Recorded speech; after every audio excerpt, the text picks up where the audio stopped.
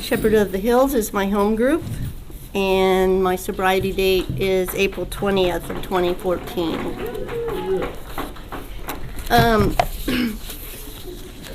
You know, I had a great childhood. My childhood was wonderful. I had great parents. They were loving parents. I came from a middle-class family.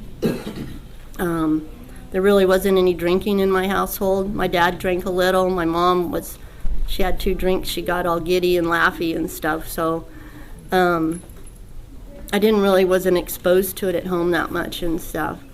And so, you know, I was in high school before I had my first drink. I was 16 years old because I could drive. So I was a straight A student. I was an athlete. I hung out with the PE teachers. I mean, sports were my thing. And a new girl came into town, and she was a little different. She was kind of on the edge, you know, and we got to be friends and stuff. And I also grew up in that time where I think it was Nancy Reagan that said, just say no. Well, I'm a little bit of like, I can be belligerent or like, show me. I'm like, well, what am I saying no to? I want to find out what I'm saying no to. And so she had come from out of town, and her parents wanted to meet me, and I went over to her house, and her mother made clam chowder for dinner that night. And then, you know, so we finished dinner, and then, you know, we couldn't wait to get out from the parents and stuff like that, and that was when people went cruising. We went cruising. And I was in California at the time. I'm from Santa Clara Valley. It's called Silicon Valley now. But when I grew up there, it was all orchards. It was beautiful, and it was apricot orchards, cherry orchards, chrysanthemum farms. And so we could go out into the orchards and pull our cars over, and, you know, we'd never get busted and stuff. And she had brought a bottle of rum and Coca-Cola. And so we started drinking it. Remember, I had clam chowder for dinner. It wasn't before long that clam chowder came up, and I have not had clam chowder to this day. And I never had rum and Coke either during my drinking career. So that really put an impression on me, you know, and I didn't find it fun. So I didn't drink again until I was 21. My parents took me out and for my birthday to a nice restaurant, and we had cocktails. Oh, I liked cocktails. Now, those were fun. Rum and Coke, no, but cocktails, they were fancy, and, you know, you could do all that stuff. And so, you know, I kind of drank, and I worked at Memorex. I got a job working at Memorex. Anybody know what Memorex is? No. And I made 8-track tapes on the assembly line, and we got paid a base salary, but the more that you made, you got like a bonus. So it was the time of whites. People were doing a lot of speed, and you did whites, and so you would do that to get your numbers up on the assembly line. Well, I followed right along with the group, and I worked a swing shift, 3 to 11, you know, and that's a great shift for a budding alcoholic, because you don't have to go to work till 3. You get off at 11, and you can go to the bar and close it down. And so when I'd get off my shift at 11, I went to the neighborhood bar, and it was the disco bar, and we'd dance and stuff, and it got to be a joke that they could tell what time it was when Janae walked in the door. It was probably 11:15, and so I would close the bar down. And so, you know, my drinking just progressed in my 20s. I mean, I was functioning, and it wasn't that bad, but when I think back, I was always... drink was always involved in whatever I did, even playing softball. And in high school, I had a PE teacher that had a boat, and she took some of the girls out, and we learned how to water ski after school and stuff. And so I got a boat at 21 too, and so we went water skiing all the time, and we skied on a place called the Delta, and it's like these little channels and stuff, and you can go around and you can water ski in them. But around the corner, there were like little islands, and there were always marinas, you know, so we'd start out water skiing, and then we'd stop and get Bloody Marys, you know, drink a couple of Bloody Marys, and then go back out skiing. So alcohol was always involved that way. Beer on the boat, and so I decided that, Memorex was a dead-end job and stuff, and I'd been trained as an accountant, and I went to business school to be accounting.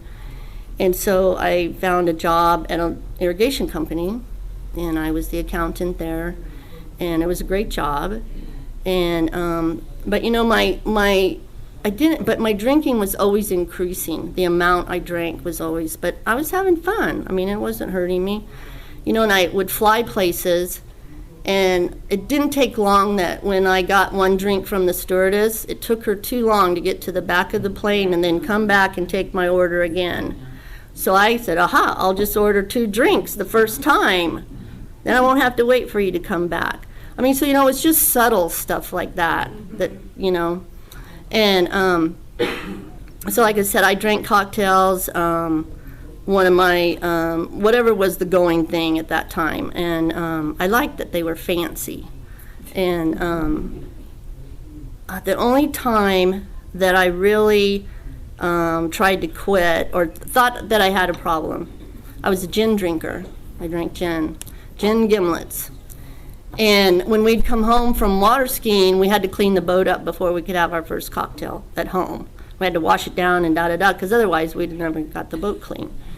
So I noticed that I was getting irritable, kind of cranky, biting my friends' heads off and stuff like that. And I'm like, it's the gin.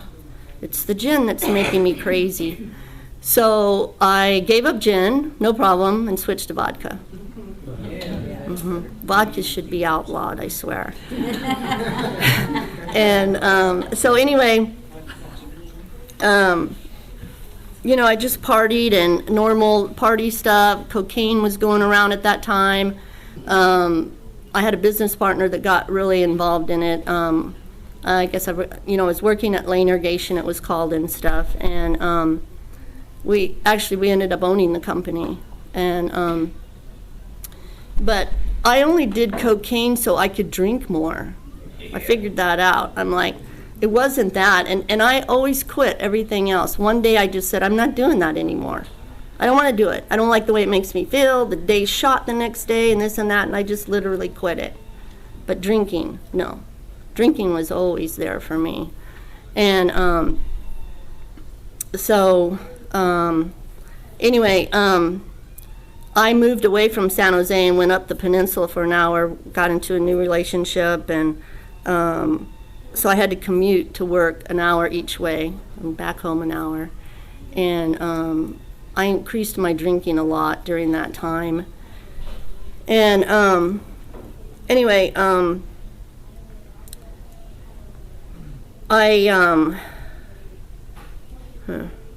trying to just think where I want to go. So my business partner, Jerry, she had gotten really heavily into cocaine. And in fact, to where we were going to lose the business. And I told her she had to do something about it. And she said, well, I have to go into a treatment center. And I said, no, you can't do that, because I can't run the business by myself. We had a customer that was taking her to AA at that time, and I didn't know that. And anyway, long story short, she quit cocaine through AA, and she got sober at the same time. Well, there went one of my drinking buddies. And so I was first introduced to AA through her. I would go to lunchtime with her, and because I didn't live in San Jose anymore, and so it was time for us to spend time with each other. And the first AA meeting I went to, they stand up in California when they share. And these women, it was a women's meeting, and these women would stand up and go, hi, I'm Jane, and I'm an alcoholic. And I was just floored. I'm like, oh my God, what the hell? These people stand up and say they're an alcoholic? How embarrassing is that? I know, and Jerry just said, we have to do that. That's what we have to do. We have to admit. And anyway, so my drinking continued, and just kept increasing, but I was functioning. I was a high-functioning alcoholic, and which probably wasn't a good thing, but I could outdrink most people. And and still be okay.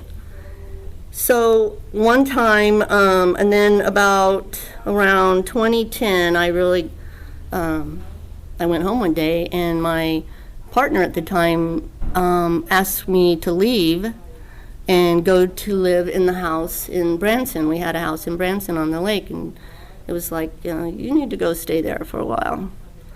And that was a total shock. And so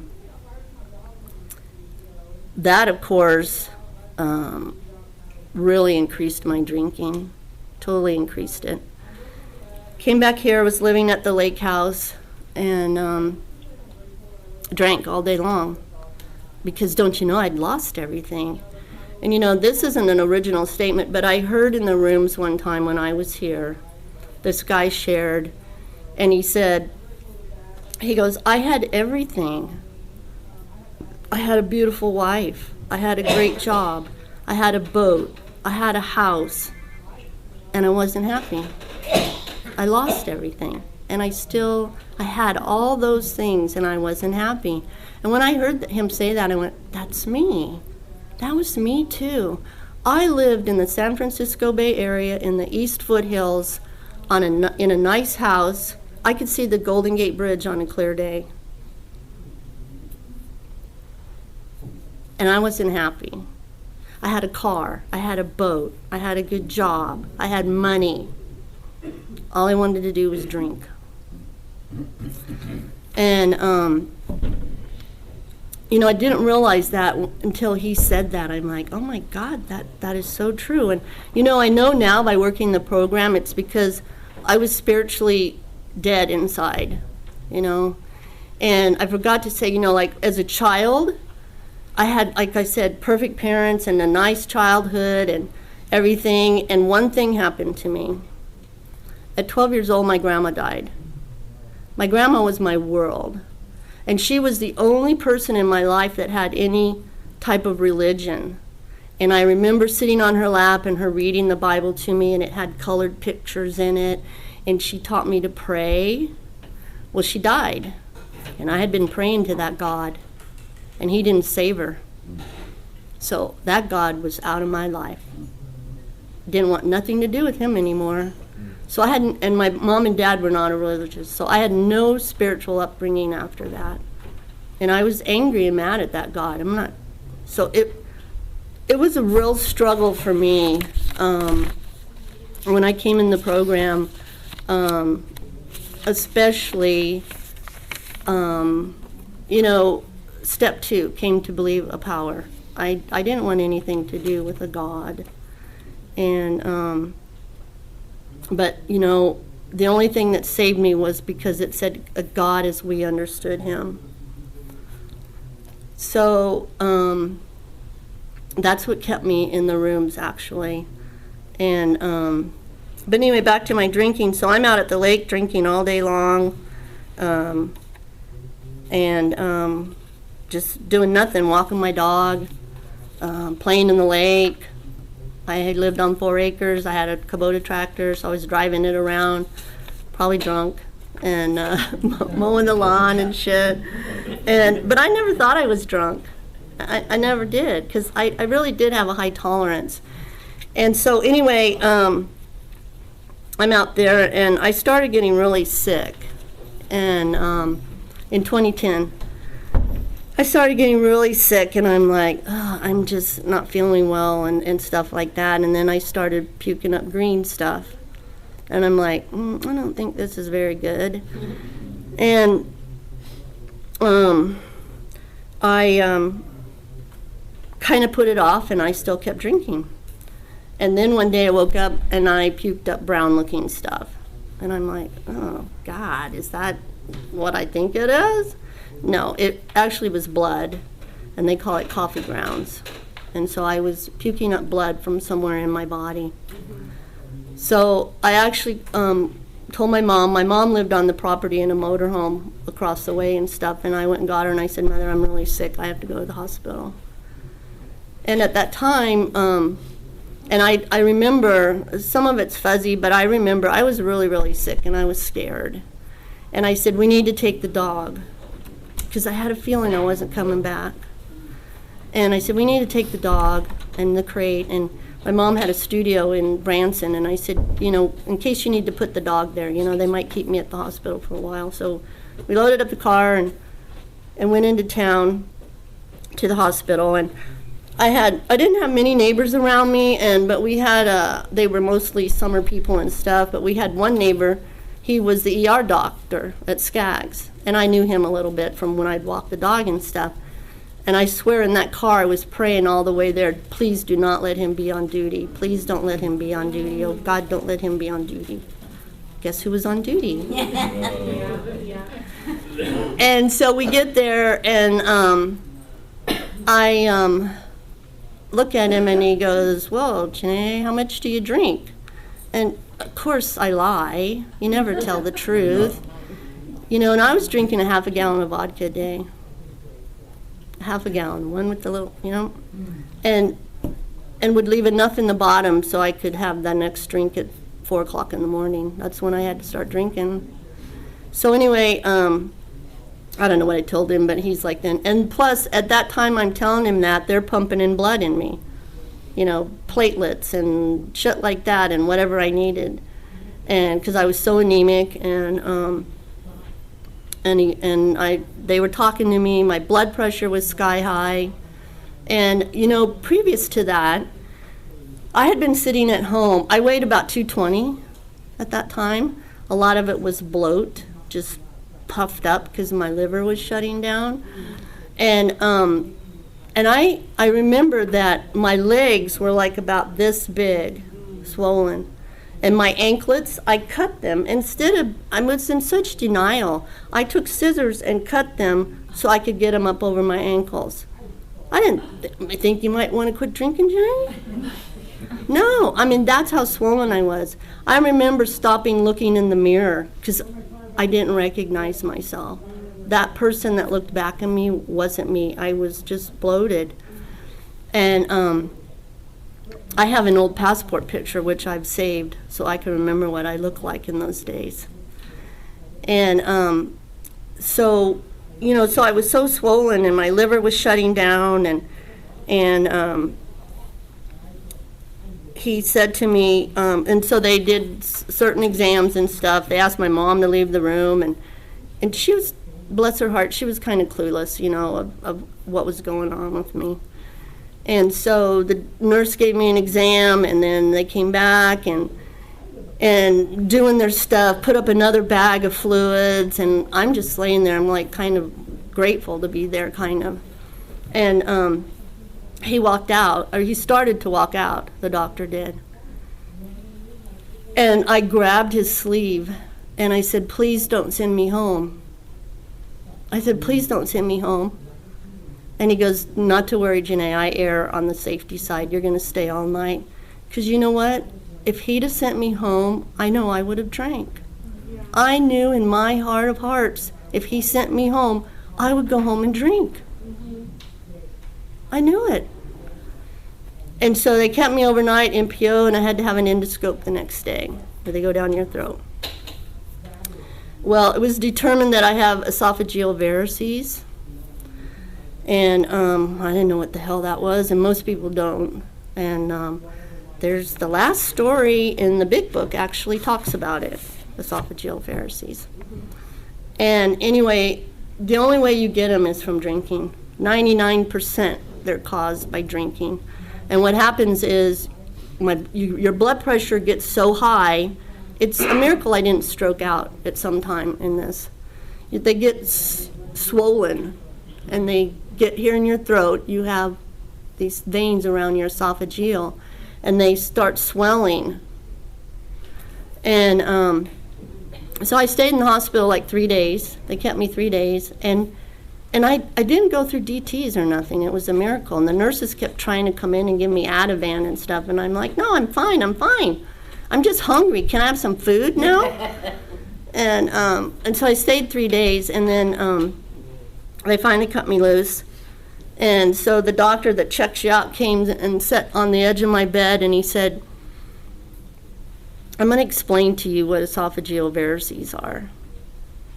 And he goes, if you keep drinking, You told me you live out on the lake about 20 minutes, 25. I said, yeah. And he goes, these are going to burst in your throat, and you will choke and die on your own blood before you can get to the hospital.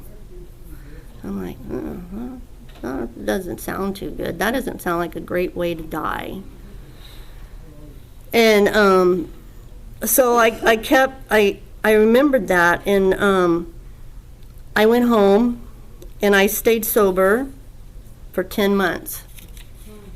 I didn't even think about going to AA. It never even crossed my mind, even though my business partner had been in AA, it never did. I mean, I didn't have the desire to drink, and I could remember what that guy said to me. I mean, he laid it out vividly, what was going to happen. And that just stayed in my head until it didn't. Because your memory has a way of forgetting. You know, as you learn new things and your brain takes in and processes more, those memories get further and further and further back in your brain. And you know, for me, that's why AA works. That's another reason AA works, because I'm not allowed to forget that, because I share that like now, or if a newcomer comes in, I can share, or I remember. That's the beauty of the AA program, is that we tell each other that. We talk to each other, and you know, and so at 10 months, I got mad at my mom, have no idea what. I mean, she's a sweetheart, so it probably was nothing. But I was irritable and discontent, but didn't know those words at the time. And I'm like, whatever she said pissed me off. And I went to Twin Islands Estate, the liquor store down there, and got a bottle of vodka, because that was my solution. If I got mad or upset, I drank. So see, I was upset, and she'd made me mad, and I'm like, that's what I need, is a drink. My memory didn't remember, or it probably did, but I thought, oh, you know, I'm just going to have one, right? No. And, you know, so when I came in the rooms and they said, you know, you go back to drinking right where you left off, you know, people that relapse and stuff. That wasn't a surprise to me. I knew that was the truth, that y'all were telling me the truth, that really did happen. Because 8 months later, I was back to drinking a half a gallon of vodka, having that one drink that night. And then the next night, I probably had one or two. And 8 months later, half a gallon of vodka. It's just, that's how it works. And so I knew, and by that time, I was in the midst of selling the house. I had the brilliant idea that I needed to go to town, because I was lonely out at the lake, you know, and I could make friends if we went into town. So I went into town and lived in Bee Creek Apartments. Hated that place. I mean, going from 4 acres to a 2-bedroom apartment, plus I faced the bluff over there. They have ones that face the bluff, and it was dark and dingy, and so my drinking just increased there. And so I was back up to that, and I got up at 4 o'clock in the morning, and because that's when I had to have a drink. My body, you know, I went to bed probably at 9 or 10 or whatever, but by 4 I needed that drink. And I'd walk my dog then. It was a great time to walk my dog, because then the neighbors couldn't see me walking around and shit. And then I started puking up green stuff again. And I'm like, uh-oh, I'm in trouble again. So I called up my mother's best friend, actually, because I knew my mother wouldn't have a clue what to do. And I told her, I said, I'm in trouble again. And she goes, I kind of thought you might be, Janae. And I said, I need to go to a treatment center. And I said, but it has to be in Branson. I don't know why I said that, but it did. But I didn't want to leave my dog. And I had put it off for a long time because I didn't want to leave my dog. She was all I had. And so within a couple of days, she found a place. God was working in my life.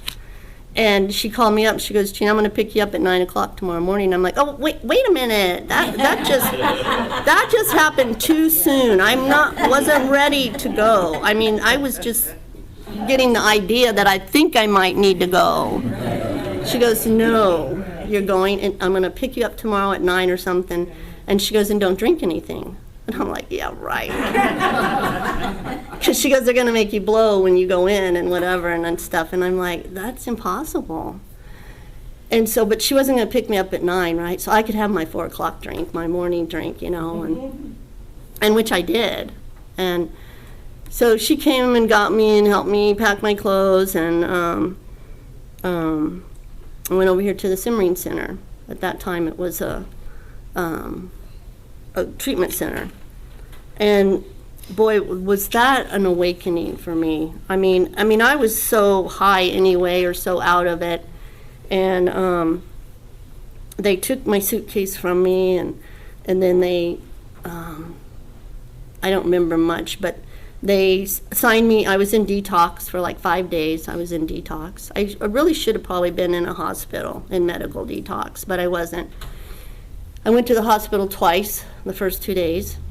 The first night I was there, I remember waking up and I didn't feel well. And I went down the hallway and I told the intake person or whatever, said, I don't feel well. I feel really terrible. She took my blood pressure and I was about ready to stroke out. That's how high it was.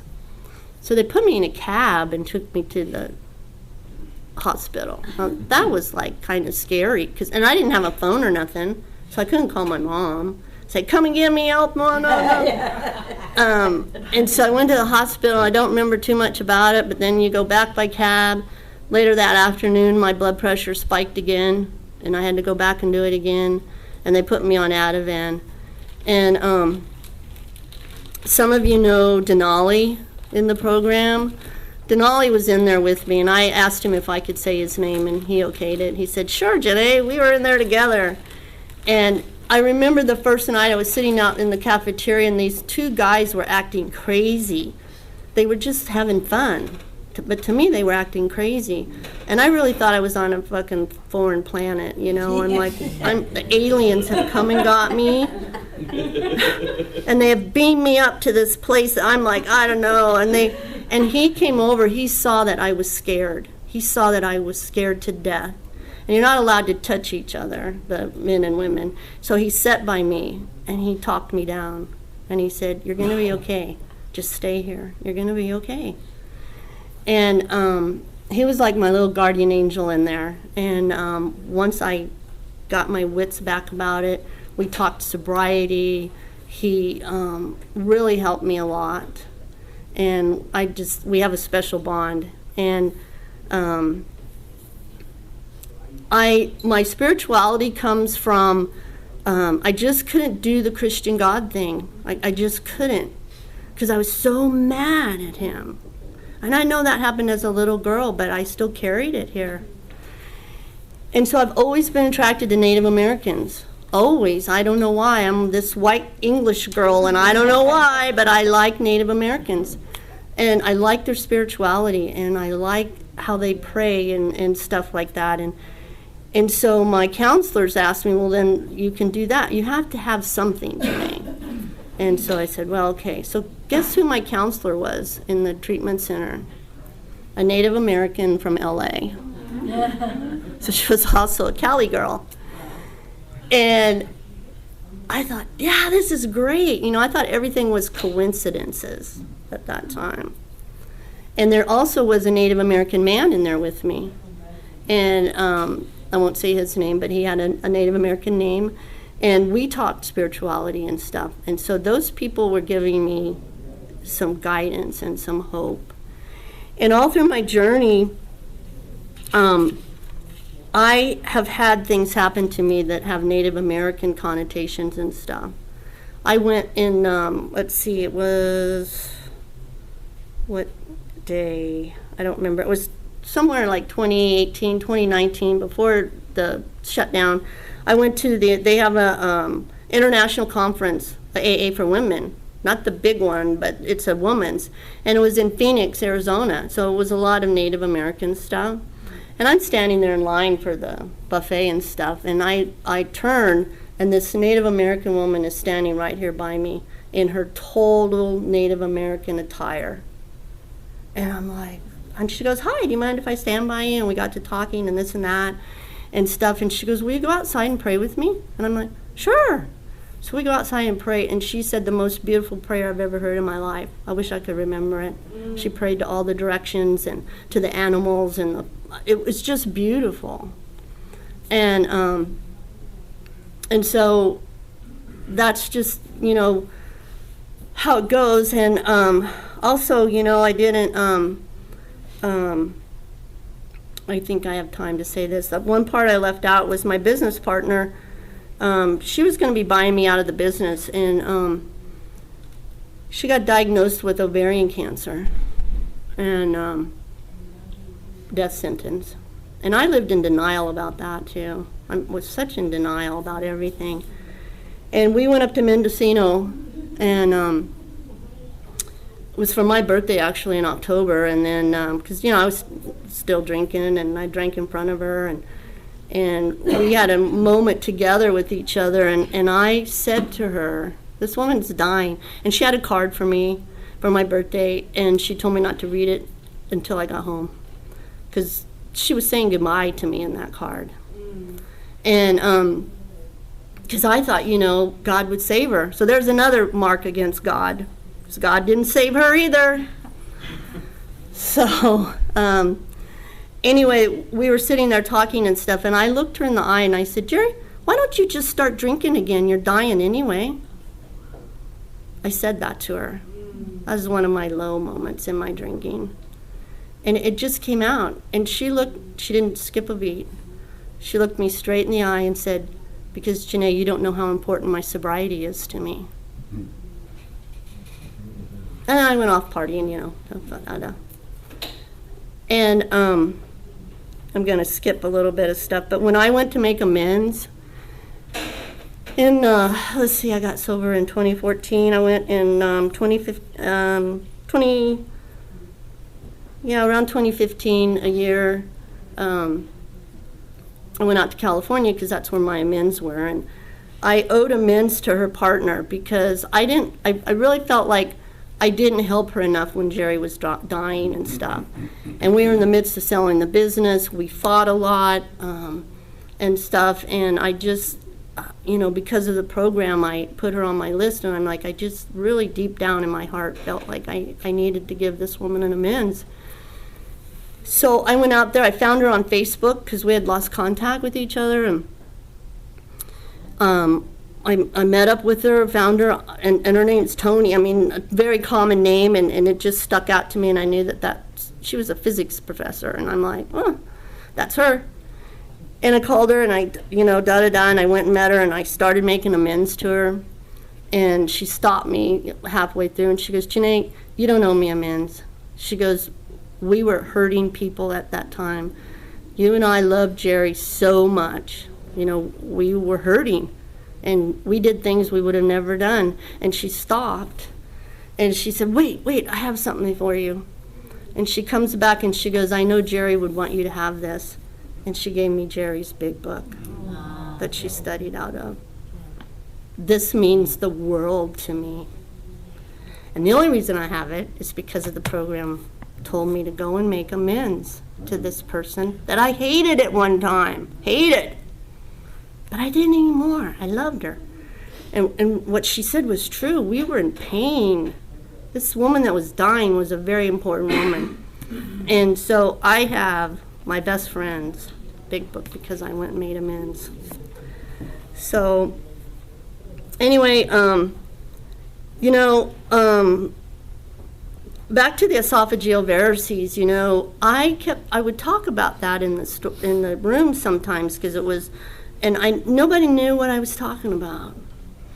And so I got to thinking, well, God, it must not be that common in alcohol. I mean, because only alcoholics get it. And so I went to the Point Royale meeting, and there was a guy over there called Stan. Stan the man. He was a big guy. And quiet spoken, but good sobriety. We went out to dinner after the Point Royale meeting, and he was sitting next to me. And he goes, Janae? And I'm like, yeah, Stan. And he goes, I know what esophageal varices are. And I'm like, you do? And he goes, yes. Both my mother and father died from them, and they died right in front of my face. You just start spurting blood out your mouth. And he goes, they both died in front of me. He goes, so I know what they are. And that made it really real to me. It did. And so as my sponsor, and said to tell you some sobriety stories. I had to be rigorously honest, which I did, and I've told you most of my, how I got here. And at 3 months, I was 3 months sober, and I was out, still living in the Bee Creek apartment, and I got to talk to my counselor once a week that I had in the treatment center. And I had met with her that day. I went to Pickers in the morning, and that afternoon I'd met with her. And she said something that pissed me off, you know. And I'm like, God, you know, whatever, who knows, right? But she pissed me off. And so I sat at the Bee Creek apartment, the driveway. I pulled over, I called her, and usually she didn't answer the phone, but she did that day. And I told her, I said, you know, I don't want to be an alcoholic. And I was so mad, and she goes, calmly, she goes, Janae, I don't think any of us want to be an alcoholic. That made me even madder. So I'm sitting there, and I swear to God, the next thing I knew, I was in the Point Royale parking lot. I don't remember driving there. I'd only been there once, and another lady had taken me there. And it was like Star Trek. It was like I had been transported there, because I don't remember driving there, and I really didn't know how to get there. God moment for me. And then I sat in the parking lot saying, I'm not going in. I'm not going in there to see those people. Next thing I knew, I was sitting in the chair. Then I said, well, I'm not going to share. When they ask, is anybody having trouble with their sobriety? It was me, right there.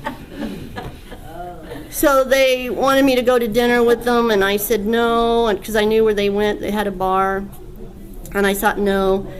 And I said, I need to go to this meeting at Serenity Club at 8 o'clock. So I went to 3 meetings that day, and I needed to be in 3 meetings that day. And 5 months, at 5 months sober, I had to put my dog to sleep. And I stayed sober. I called my sponsor at that time, and she said, Janelle, and I was supposed to get my chip at Pickers, and she goes, I'll tell them what's happening. And you know, I don't remember much of the day and this and that, but that night I was in the train station meeting, and Pat and Carolyn were there, waiting for me, giving me hugs, and everybody else, you know, was there, and I made it through another day.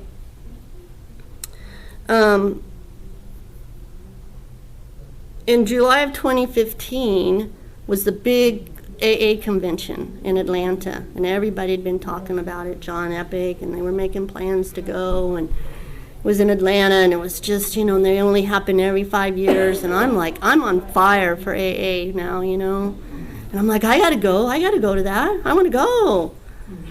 So I got the hotel information from John and this and that, and got there. I was in, it's a downtown area, and in downtown areas, what do they have? Bars. Not here in Branson, we don't have them here in Branson, but in most downtown areas you have bars. So I had to walk by all those bars when I was going to the convention center, and each time I walked by, they were talking to me. And I would look in, and they were empty, because whole Atlanta was AA, right? So they were totally empty, and I'm like, damn, I could walk in there and not even have to wait to get a drink. Then they were advertising peach drinks. I'm like, I never had a peach drink. Talking. Yeah. And, you know, it's my, they say it's cunning, baffling, and powerful. It is. And it also says in here, you know, that our disease centers in the mind. And I know that to be true, because I wasn't, you know, I had been sober 15 months, so I wasn't craving alcohol physically anymore, but my mind was talking to me. It was going, you want that drink, you want to go have that peach drink. Called my sponsor, she wasn't available. You know, and I'm walking, and I'd made reservations for dinner that night at a nice restaurant that they had in Atlanta that they don't have here in Branson and stuff. And so I go in, and I specifically didn't wear my badge. So do you see where my mind was going already? It was already setting me up. I didn't want people. So I put it in my pocket. I didn't wear it. So I start walking by the liquor, the bars and shit, going to the restaurant that I have to go to. Where do they sit me? Facing the bar. And I'm like, really, God? Really? And it was crowded, so I couldn't change tables. And I'm looking at the bar, getting really thirsty. Somebody taps me on the shoulder. Remember, I didn't have my badge on. And this lady goes, "Are you a friend of Bill W?" I look up, and I'm like, Nancy. This was a woman that I had helped in Branson. When they had come to visit here, they were from California, and they had come to Branson to visit, and I had met them over at the White River meeting that we used to have over there. And they couldn't find the Walmart, and they said, can you help us find the Walmart? And I said, yeah, just follow me, because I live really close by, and I had helped them. That's who my higher power put in my life to help me that day. And she goes, Janae. She goes, I didn't recognize you, and da-da-da. And she goes, come sit with me. And she had a friend, and she goes, come. I'm like, okay. I couldn't wait to sit with somebody, another alcoholic, right? And so she goes, how you doing? I'm like, not good, not good. And I spilt it, and I said, and so she goes, okay, this is what we're doing. You're going to call me and tell me every meeting you're in. We will save a seat for you at the big convention, and I want to know where you're at all times. And I got through that one. And these, I'm telling you these because this is what's building for me to finally realize that I have a higher power working for me. I didn't do that. Janae didn't do that. And I'm like, wow, there's somebody that's really wanting me to stay sober. So I did, and I got home, and I stopped by and saw another friend in Paducah, Kentucky on the way home. It was a blind lady that I had helped here in Branson. I took her to meetings and stuff, and she said I could stop and see her anytime I wanted to, and so I stayed 2 or 3 nights with her and stuff, and she's totally blind, an alcoholic and blind, and she lost her sight from drinking. She got diabetes and stuff like that, and she went blind, but she was totally functioning, and she was a great person. And in 2016, I went out and to the desert. I was needing California again, and up there I went to a meeting. I always have all my meetings lined up, where I know now we have an app, but back in the day they didn't, and I knew exactly where I was going. And I go to this women's meeting, and there's a woman, greeters, they have greeters there. And so I walked up, and she goes, hi, are you visiting, or are you, just new to this group or whatever? And I said, no, I'm visiting and stuff. She goes, I'm Paulette. And I'm like, oh, Paulette's my middle name. I knew this woman was going to be my sponsor. I said, that's the one. She's got like 46 years of sobriety, and she had taken me to lunch for my birthday, and I asked her, I said, would you sponsor me? I mean, I just knew that was a God thing, that she was supposed to be my sponsor. And I'd had trouble with sponsors here in Branson. We just didn't click and stuff. But this one I do, and she was meant for me. And, my head, it's like back to the head thing again, I went to Australia and in 2017 with a group of people, and we were up in Cairns, and I had just been to an AA meeting, and I just was, I was really good, but I went to the swim bar.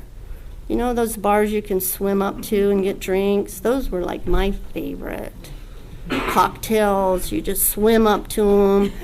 Well, it was a bunch of guys, and there was this lady bartender, and she wouldn't wait on me. And so my head gets mad again. It's like going, damn it. And I was, just going to get a whatever, not an alcoholic drink, but I was getting those thoughts again. And I'm like, she's making me want to drink. Because I was getting mad, like, just wait on me. So I went into the lobby, and there was nobody in the lobby. They were all out in the swimming pool. So there was a lady on, all the bar, was empty. And so I walked up to her, and I was just, so mad. She was so nice. I said, can you make me a non-alcoholic drink? And she goes, I sure can. She goes, in fact, I make the best non-alcoholic drink in cans. And I'm like, okay, make me one. And we sat there, in fact, she goes, I'm going to make myself one too. And we sat there and visited, and she talked, and I got talked down. It went away. You know, I just needed that. And the next morning, I had a 3 o'clock wake-up call to go on a hot air balloon ride over the coast of the ocean at sunrise. Do you think I would have made that had I started drinking again? No, I wouldn't. So, you know, I protect my sobriety because I get now what my friend Jerry told me, that you don't know how important my sobriety is. I get it now. I get it. You know, I didn't go to Mexican restaurants for the first year of my sobriety because I was afraid if I saw margaritas going by on the tray that it might trigger something. So I didn't do that. And to this day, I still don't drink tomato juice or V8 juice because Bloody Marys were one of my favorites. I don't trust it. I don't trust that something might not get triggered. And my sobriety is that important to me. And I think I'm going to close with this because it's 9 o'clock. And it just struck me that, I don't know, I like it. It says, Alcoholics Anonymous, it's at the bottom of page 558, and it says, I have come to realize that the name of the game is not so much to stop drinking as to stay sober. Alcoholics can stop drinking in many places and many ways, but Alcoholics Anonymous offers us a way to stay sober. God willing, we members of AA may never again have to deal with drinking, but we have to deal with sobriety every day. How do we do it? By learning through practicing the 12 steps and through sharing at meetings how to cope with problems that we looked to booze to solve back in our drinking days.